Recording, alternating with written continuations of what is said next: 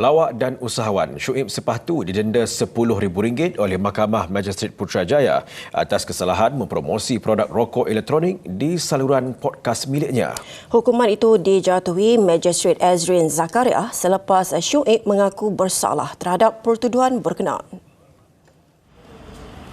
Mengikut pertuduhan pindaan, Syuib atau nama sebenarnya Syahmira Muhammad, 41 tahun, sebagai penerbit program didakwa mempromosikan produk merokok menerusi saluran podcast. Ia kemudian dibaca di Aras 3 Sektor Inspektorat dan Perundangan Kesihatan Awam Kementerian Kesihatan pada jam 4.26 petang 22 Oktober 2024. Berikutan itu, Syuib didakwa mengikut Akta Kawalan Produk Merokok Demi Kesihatan Awam 2024 Akta 852 yang memperuntukkan hukuman denda maksimum RM20,000 atau penjara sehingga setahun atau kedua-duanya jika sabit kesalahan. Mahkamah turut mengarahkan Syuib selaku orang kena saman OKS di penjara setahun sekiranya gagal membayar denda itu. Di mahkamah sama, pengarah syarikat Muhammad Rizwan Hamizan Rahim, 33 tahun, turut mengaku bersalah menaja promosi produk tembakau di saluran podcast tersebut. Mahkamah turut menjatuhkan hukuman sama iaitu denda RM10,000 atau penjara setahun jika gagal membayar denda berkenaan.